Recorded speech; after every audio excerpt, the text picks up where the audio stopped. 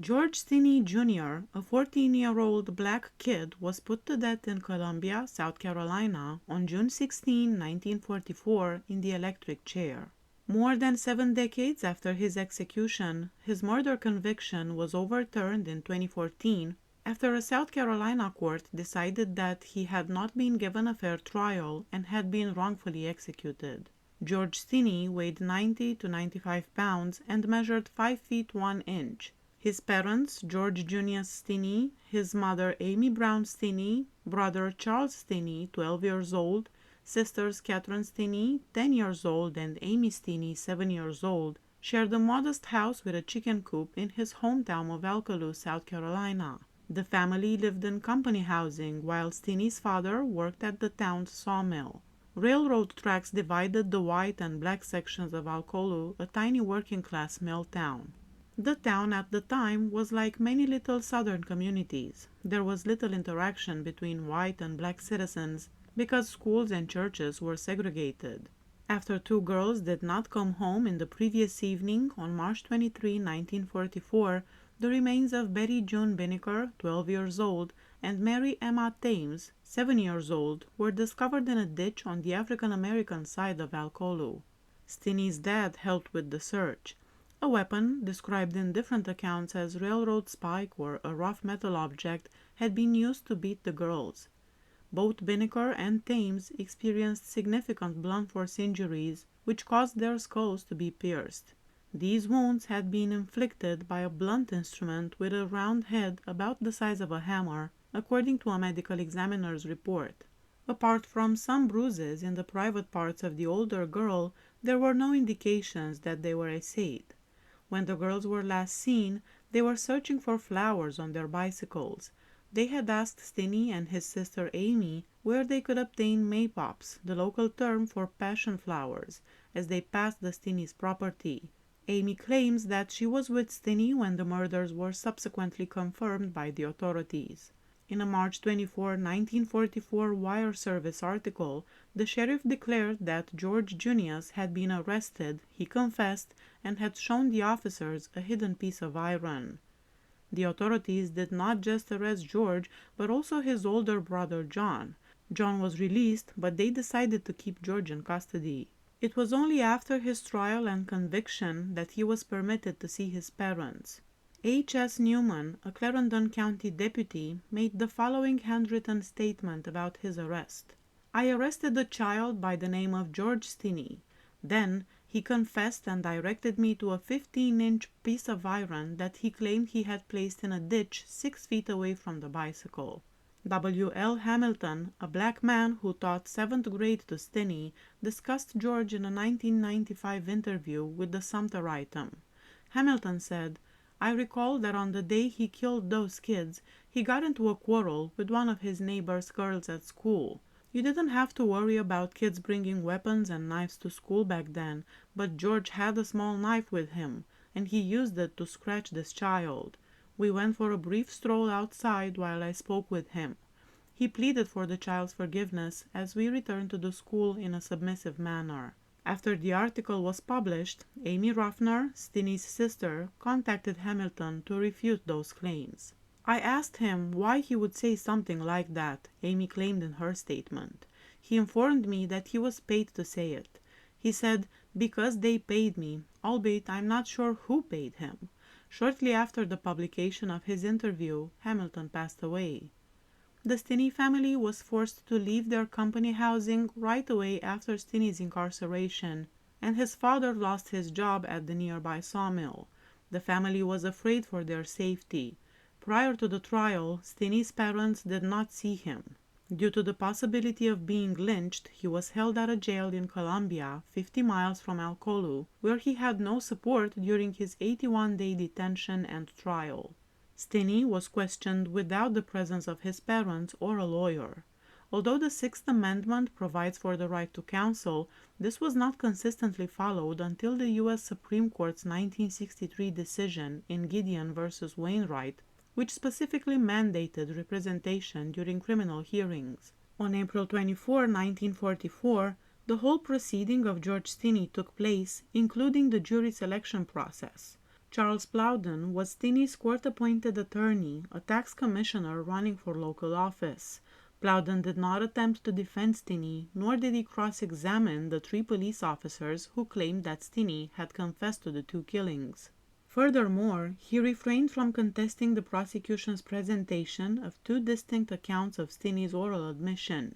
According to one account, Stinney killed the girls out of self-defense after they attacked him when he was attempting to assist a girl who had fallen into the ditch. In the other story, he had pursued the girls and attacked Mary Emma first and then Betty June. Other than that, Stinney's confession is not documented in writing. In addition to the testimony of the 3 police officers, the prosecutors called 3 witnesses during the trial. The 2 doctors who conducted the post-mortem examination and Reverend Francis Batson, who found the 2 girls' bodies. Because Binnicker had bruising on her private parts, the court permitted discussion of the possibility of assay. Stinney's attorney made little to no defense, did not cross-examine any witnesses, and did not call any witnesses of his own. 2.5 hours were dedicated to the trial presentation. The courtroom was packed with over 1,000 white Americans, but no black Americans were allowed to be there. Stinney was tried before an all-white jury, as was customary at the time. The majority of African Americans in the South had not been granted the right to vote by 1944, so they were not listed on the records of people eligible to serve on juries. The jury decided that Stinney was guilty of murder after less than 10 minutes of deliberation. Stinney was condemned to death by electrocution by Judge Philip H. Stoll. There is no transcript of the trial, and no appeal was filed by Stinney's attorney. Given the boy's age, Stinney's family and churches pleaded with Governor Olin Johnson for mercy. The majority of the clemency requests came from white South Carolina women. A few white people made pleas affirming their white supremacist views while expressing unease at the idea of putting someone so young to death. The governor granted the execution permit after receiving encouragement from others. 2 days prior to George Stinney's execution, on June 14, he paid him a visit at the death house. Johnson responded to one clemency request in writing by saying, "I have just talked with the officer who made the arrest in this case. It may be interesting for you to know that Stinney killed the smaller girl to assay the larger one. Then he killed the larger girl and assayed her dead body. 20 minutes later, he returned and attempted to assay her again, but her body was too cold. All of this he admitted himself." These were reportedly just speculation, and the autopsy of the girls did not support Johnston's allegations. Stinney's parents were only permitted to see him once following the trial, when he was being imprisoned at the Columbia Penitentiary between the time of his capture and his death.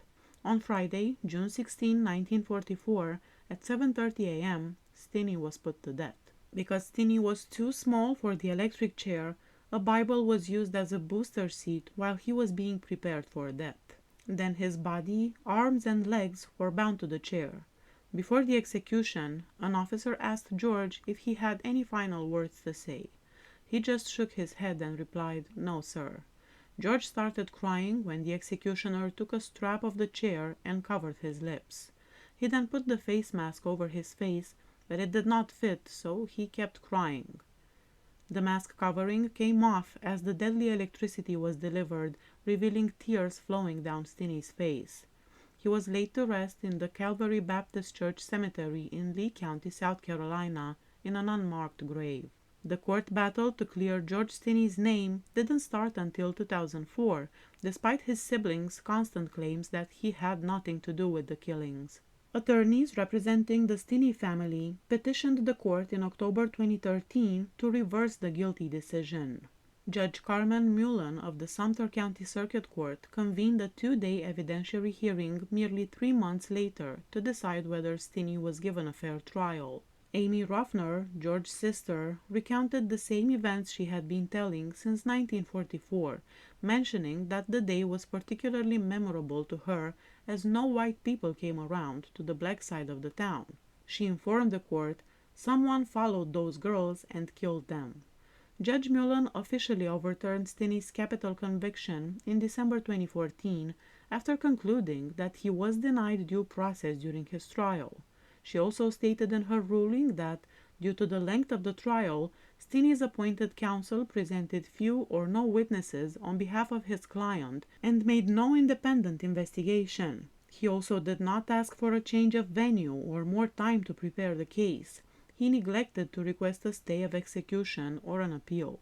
That's the core of inefficiency. According to Judge Mullen, the infringement of one's constitutional rights, as demonstrated in this instance, is the greatest injustice that she could ultimately imagine. Although civil rights activists and Stinney's family rejoiced over the court's decision to reverse his conviction, the relatives of Betty Binnicker and Mary Thames voiced disappointment. They stated that even though they accept the controversy surrounding the age of Stinney at the time of the execution, they never questioned his guilt. George Washington Burke Jr., the affluent white businessman George Burke Sr.'s son, has been the focus of speculations as a potential suspect for the killings ever since Stinney was cleared. At the age of 29, George Burke Jr. passed away in 1947, 2 to 3 years after the two girls were murdered. For a short while, Stinney's mother was employed by the Burke family. Stinney's sister remembered that their father had instructed their mother to stop going back after their mother had returned home complaining that Burke Sr. had made advances to her.